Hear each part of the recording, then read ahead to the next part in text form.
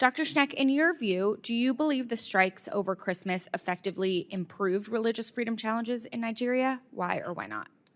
Did we make it worse? That's not a talking point. That's the question Congress just asked about U.S. airstrikes overseas, and the answer should concern every American who cares about strength, strategy, and accountability. Welcome back to the Capitol Current. If you care about American leadership, responsible foreign policy, and getting real results for taxpayer dollars, you're in the right place. Before we dive in, make sure you like this video, subscribe to the channel, and stay locked in for real accountability coming out of Washington. Thank you, Mr. Chairman. So I want to start first with our foreign policy toolkit. Over the years, USCIRF has included in its annual recommendations to support civil society in countries of particular concern to promote religious freedom. I agree with this recommendation. Unfortunately, the Trump administration's foreign assistance review terminated millions of dollars worth of programs supporting defenders of religious freedom. Dr. Schneck, can you share what you've observed over the years as the U.S. has supported religious freedom defenders abroad, whether it's in Afghanistan, Iran, Burma, elsewhere? What kind of impact does this have on religious freedom globally?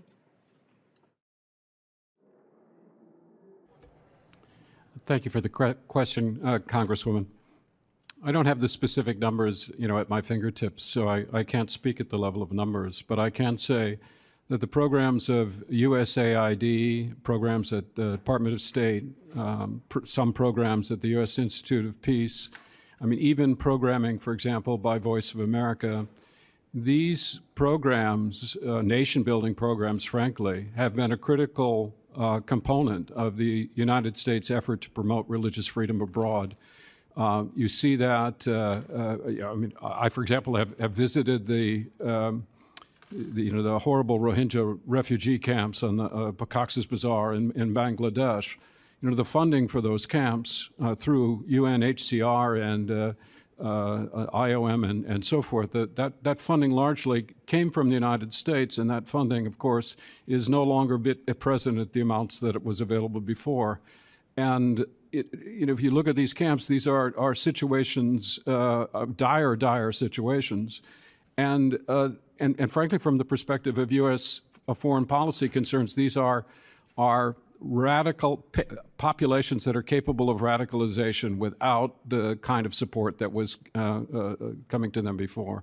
So around the world, I use Bangladesh, I use this camp in Bangladesh as an example. So around the world, the funding that the United States government has been providing for humanitarian assistance, for the development of civil society, for the promotion of interfaith relations, that money has largely withered and dried up as a result of the DOGE cuts, that we've seen. And so I'm very concerned about what that means for for the future of our efforts in those areas. I appreciate that. This exchange comes from a congressional hearing where Representative Sara Jacobs pressed a foreign policy expert on a simple but powerful question. Did U.S. military strikes in Nigeria actually improve religious freedom, or did they make things worse? Here's what matters.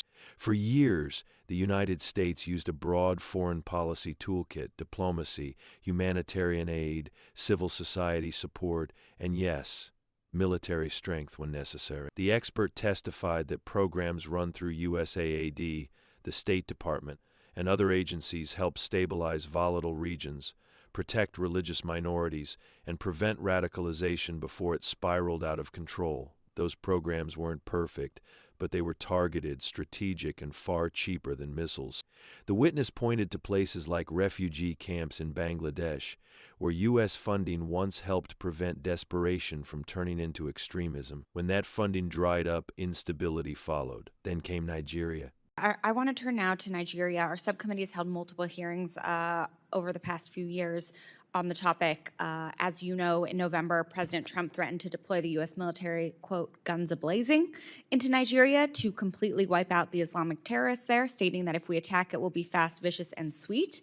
And as you know, over Christmas, the United States conducted strikes in coordination with Nigerian authorities against supposed ISIS terrorists in Sokoto State in Nigeria. Dr. Schneck, in your view, do you believe the strikes over Christmas effectively improved religious freedom challenges in Nigeria? Why or why not? No, I do not. And In fact, it occurs to me that the cost of the Tomahawk missiles that were sent probably exceeded the amount of money that had previously been going to Nigeria to improve interfaith relations and provide humanitarian assistance. So it's very concerning to me, in fact. I suspect really that strikes like that, to the extent that they have any effect at all, would likely drive some of these more militant organizations together in greater unity and perhaps mobilize them in the future. So I think that the strike was a mistake. Thank you. And could you talk a little bit about what you see as the primary drivers of religious freedom violations in Nigeria and how the United States should most effectively work with the Nigerian government to address those drivers? It's a very complicated situation, to be honest with you. There are a number of things happening. One, of course, we do have terrorist organizations operating on the ground in Nigeria, Boko Haram and ISWAP. We have Fulani herders being driven out of the Sahel, essentially, moving their cattle into areas, agricultural areas that are displacing farmers and driving farmers into IDP camps. We have extraordinary amount of banditry going on. We have organized crime going on, and we have a corrupt and, frankly, a failing government in Nigeria that's incapable of providing the basic police services and judicial services that are necessary to maintain order. Thank you. I yield back. Over Christmas, U.S. forces carried out airstrikes against ISIS-linked targets, coordinated with the Nigerian government. The goal was clear: weaken terrorists and protect civilians, including religious minorities. But when asked directly whether those strikes improved religious freedom, the expert's answer was blunt: no. He argued that the cost of the missiles likely exceeded what the U.S. once spent on interfaith programs and humanitarian aid combined, and worse that, the strikes may have unified militant groups instead of weakening them. Now here's the conservative takeaway. America must always project strength. Terrorists should never doubt our resolve. But strength without strategy isn't leadership, it's waste. Religious freedom doesn't collapse in a vacuum. In Nigeria, the expert laid out the real drivers. Islamist terror groups like Boko Haram, violent clashes between herders and farmers, rampant banditry and organized crime, and a corrupt failing. Government unable to enforce law and order, airstrikes alone don't fix that. As conservatives, we believe in results, not symbolism. We believe in defending freedom without endlessly spending taxpayer dollars on actions that don't work. And we believe Congress has a duty to ask hard questions when military force is used without a clear, achievable outcome. The question isn't whether America should be strong. The question is whether our actions are actually making things better, or quietly making them worse. This is exactly the kind of oversight Washington needs more of, and exactly the kind of conversation you won't hear in sound bites. So let me know what you think. Did these airstrikes help, or did they backfire? Should the U.S. rethink how it defends religious freedom abroad? Drop your thoughts in the comments. I read them. If you want more real congressional moments, no spin, no fluff, make sure you like, subscribe, and hit the notification bell so you don't miss the next breakdown here on the Capitol Current.